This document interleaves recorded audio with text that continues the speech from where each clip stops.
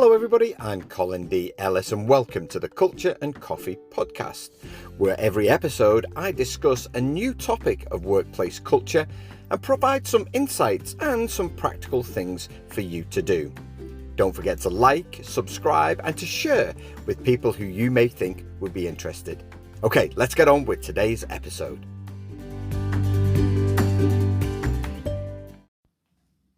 Hello everybody, it's Colin Ellis here and welcome to another Culture and Coffee podcast. I've got my coffee right here. It is a Rioja family coffee from Peru with hints of nashi pear, cane sugar and mandarin. So let's give this a go. Absolutely delicious. Absolutely delicious. I feel like I need a coffee. You know those days when you feel like you need a coffee? Today is one of those days. I am talking today about planning. And with specific relation to projects. I mean, you can talk about planning in a wider context from a strategic perspective, but I'm talking specifically today about project planning. Because really, you know, this is off the back of, I've got a couple of client engagements at the minute where I'm helping them with the project management frameworks and looking at what they do well and, where they can improve.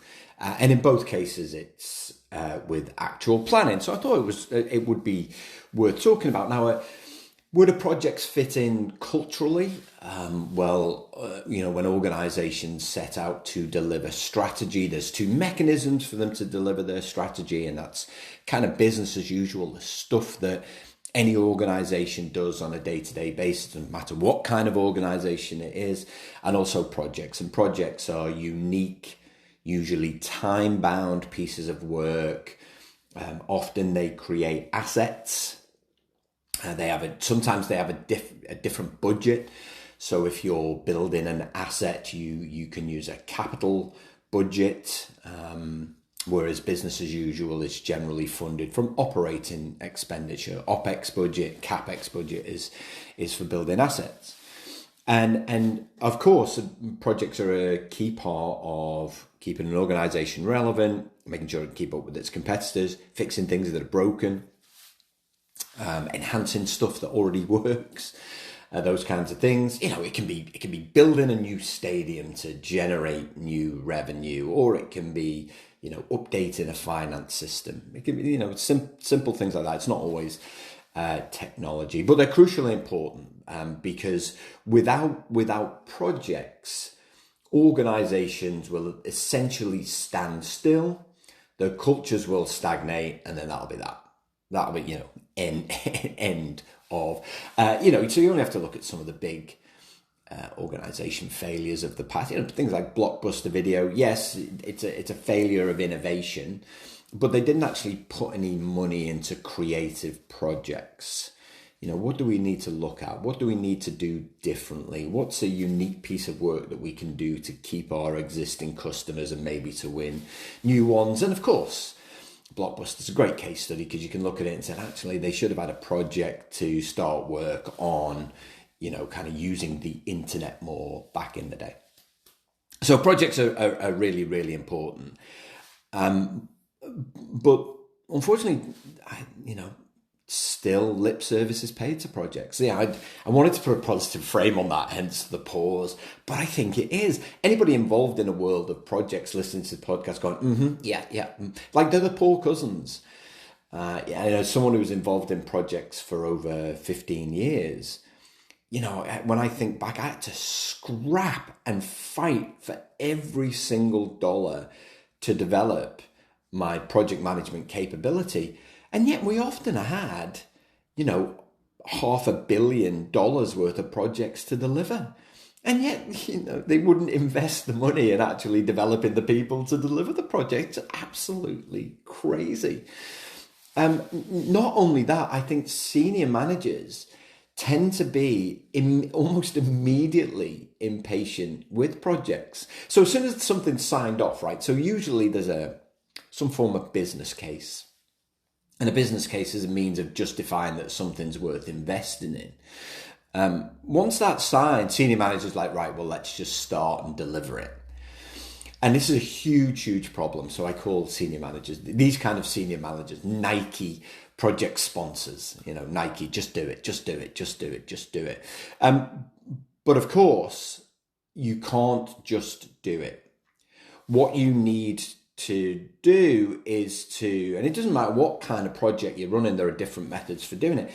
You have to provide some form of plan, some form of schedule to not only prove a project's worth doing in the first place, and you'll still get the returns that you're looking for, the outcomes that you're looking for, but also that, you've got a good understanding of who it's going to need, when you're going to need them, when it's going to deliver, when the organization can expect to start receiving the benefits from the project.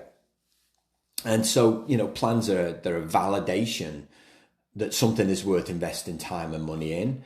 They inspire confidence that benefits and the outputs that expected can actually be built and delivered, and then you can get the outcomes you're looking for, and that you've got some form of guarantee that this thing is actually going to be successful. Now, the title of this podcast is Projects Plan or Perish, and it's true. It's absolutely true. There was some research done last year, and what they found was that actually when you have upfront planning, 30% higher rates of delivery. Now that's coming off a really not great statistics at all. There's a group called the Standish Group who for years look at global projects worldwide, like 300,000 projects worldwide. And, the 2020 reports, it was a few years ago now, they found that, kind of just a third of projects were considered successful, like a third. And that most of the project failures were down to inadequate planning. Now, there are many organizations that seem to thrive on producing reams and reams of documents and that think this constitutes a plan. Yes, you might do it once, but, it's really about what you do with it after you've done it. A good plan really provides certainty, whereas a bad plan provides negativity. And so the planning element is crucially important. Now, if you're a project manager, your job is to build a team, build a plan, deliver a project, always in that order. If that's your job, project manager, that's what you have to do. Build a team, build a plan, deliver the project. And you build a team first, because without the team, you can't really build a great plan. And even if it's just you and someone else working on the project, that's the team. It's the two people. But you need a plan, and when you've got a good plan, you've got better performance, higher success rates, better budget and schedule adherence. So if you're being measured on how much you're actually spending, you actually get better at doing stuff. And so all these big infrastructure projects that you see around the world that go over time, go over budget, unless they're a result of supply chain issues with materials, so all of a sudden it's more difficult. If you're building a stadium, let's say, use that example, it's more difficult to get steel, or there's a lack of raw materials, or the cost of importing them or buying them goes up. Other than those things, it's generally bad planning, or else what we do is we allow the scope to creep. And what that means is stuff that we said we weren't going to do at the start of the project, we now do, or we didn't do enough work to determine what we weren't going to do, and so consequently we added lots and lots of stuff in. So what's in a plan? So typically the plan from a project perspective, well, it starts with understanding, what do we want to get at the end? So what are the benefits that we expect at the end of the project? Because really what the organization expects to kind of reap once the project's finished is real determination of what you actually do. What is it we need to build in order to get those benefits? It's not rocket science. Like if you want, I don't know, $1 million in revenue, well, what are you going to build or do differently in order to get that revenue? So when the project's finished, we can say, right, we can now do this differently, which means that we can go and get that money. So it has to contain those. It contains the objectives, and the objectives are, generally like 6 broad statements of, to build, to design, to implement. It's generally 6 to 8 feels about right for most projects. And then we get into the scope, and the scope is literally a list of what will we do, what won't we do. Now, all of these things are in the plan. There's plenty more in there, but these things are in the plan, because what we actually need to do once we've got this plan is bring people together to build a schedule, a list of stuff we need to do. And plan and schedule are often used interchangeably. Right, and a schedule is a list of tasks. A plan is kind of the overview of the activity that we need to undertake, and then the schedule is the list of that activity. So the scope, you put that in a plan so that we know, well, what do we need to gather information on, and what can we ignore for the purposes of the schedule. The key milestones, so usually are we date driven in any way? If it's a regulatory project or a legislative project, we might have a date. It's got to be done by the 30th of June or something like that.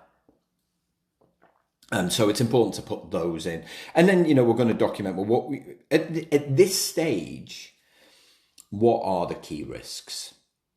Now, the plan it's a living document throughout the, wait for it, planning stage. Who knew? The planning stage is where we really get clear on, well, what is it that we need to do in order to deliver the benefits? So the risks, they kind of evolve during that planning stage. And the question I always get asked is, well, how long does it take to plan? Like if you're doing a year-long project, it's going to take probably about 3 months to plan. And then the 9 months is delivery. Right. And that's considered, even though planning is pre-project, right? So it's not a project until the plan has been approved, not the business. The business case basically says, this is something that we should do. Go away and plan. Then you do the plan. And at the end of the plan, he's like, here's how much it's going to cost. Here's how long it's going to take. You don't put that in the business case because you don't really know. We used to say, the cost and time at plus or minus 100% at a business case, because you just haven't done enough work, right? You can do some estimates based on what's gone before.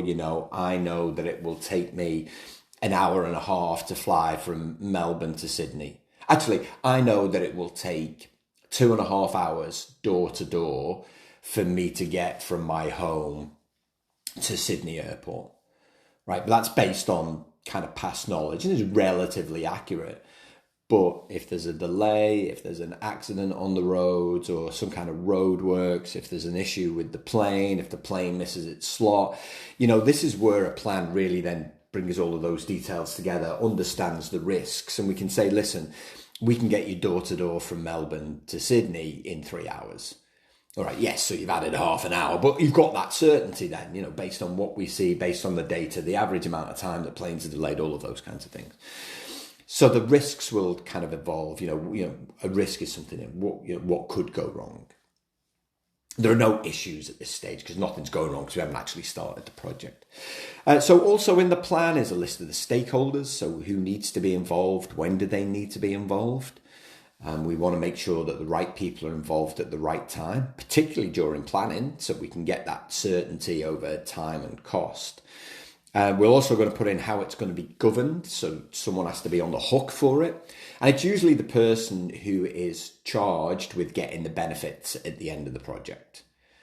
So if you're building a new stadium and the expectation is, that you're going to earn revenue from this, then generally a chief financial officer might be the sponsor, or the chief executive officer maybe would be the sponsor of that project. But how will it be governed? Who will sit on the project board or the steering committee, whatever you want to call it? Again, it's in the plan, so it's nice and clear. Everyone understands their responsibilities for making decisions.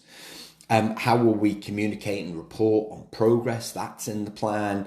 How will any change to the plan be managed? And what's who do we need? What roles do we need? You don't really write the person's name down because the person might not be available. What roles do we need for how long? When will they be needed? How much time do we need?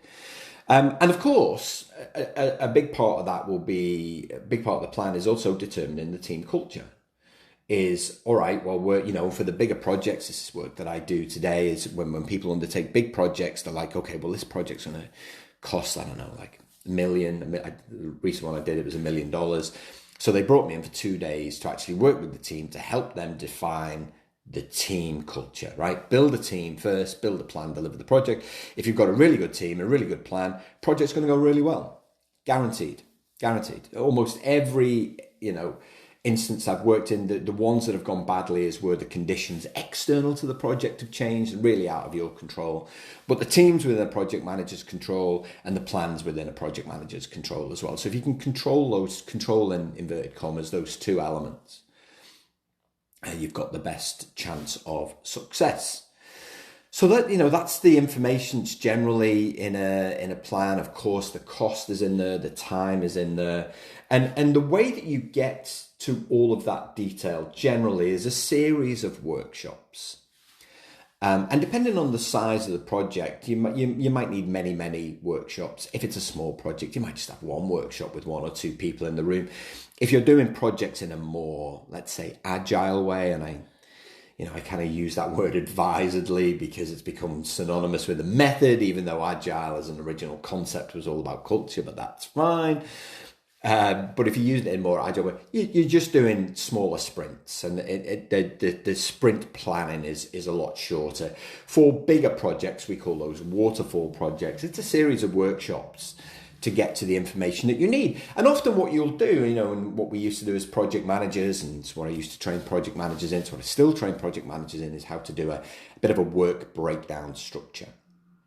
In the mid-90s, the work breakdown structure had been predominantly used in the engineering world, but then with the, kind of rise of technology, it became something that IT projects use. And it's still for me, it's still the best way of breaking work down. Got all kinds of technology tools that can help you to do it now, tools like Trello, if you're familiar with that, but also things like Project Server and these kinds of things, which is a visual representation of a work breakdown structure.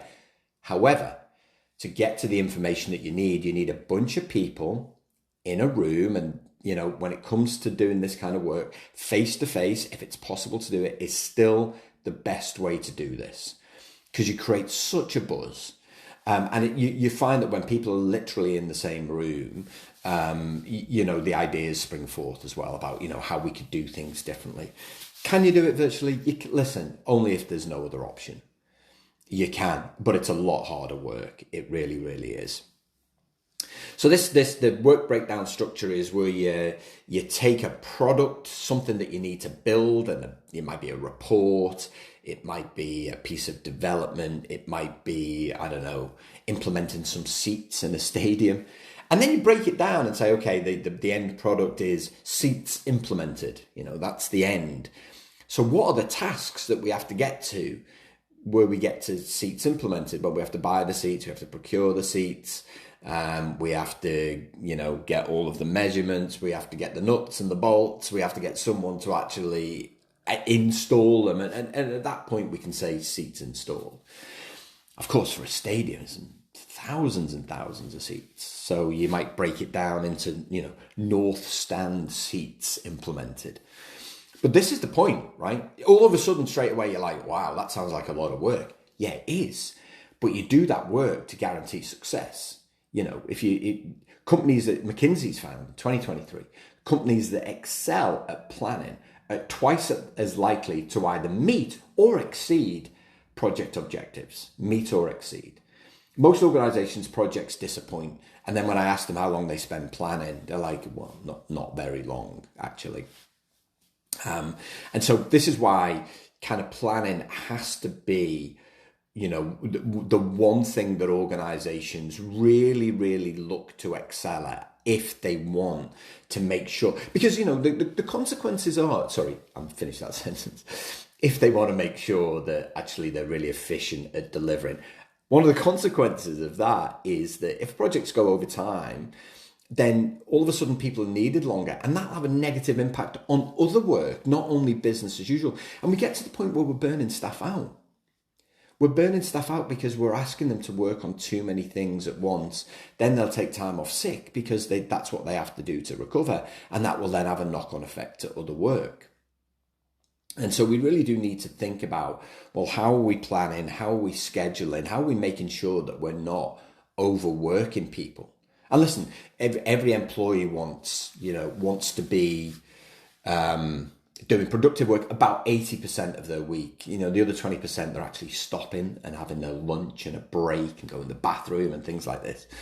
I think the optimum percentage, I think it's 79% of our working time, if it's 40 hours, 79% is spent productively. And actually, you take a look at a company like Shopify, you've got a great culture. They say, actually, it's 4 hours a day productive time. If you can give us 4 hours a day, we're chuffed. And I think, that's really good. But that's productive time. If you're wasting time in meetings, that's not that productive, to be perfectly honest with you. 4 hours a day is actually doing stuff that moves things forward. So it's a project manager's responsibility to build a team. It's a project manager's responsibility to build a plan. And, I always say to project managers, planning is one of the biggest parts of your job. Don't leave your integrity at the door. Don't let other people try and rush you through it. Don't let senior managers try and press the fast forward button. But also don't take too long to do it. You need to take an appropriate amount of time to produce a comprehensive plan where you can provide a level of certainty back to senior managers on when the project will be delivered, for how much, using which people. And senior managers, it's your job to make the right decisions at the right time to keep things moving forward. And the first decision is to give the project manager the responsibility to build a plan. When you get the plan, compare it back to the business case and say, is this project worth doing?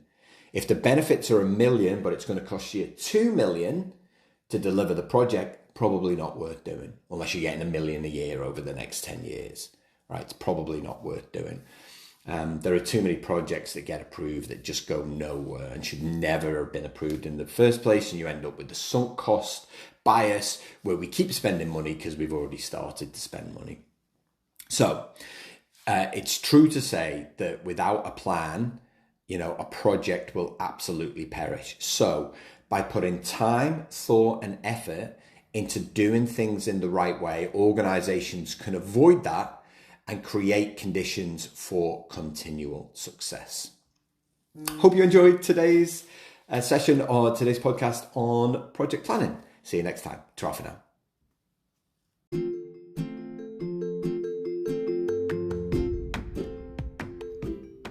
Thanks for listening to today's podcast. If you'd like to find out more about how I can help you transform the culture of your team, head to my website at www.colindellis.com.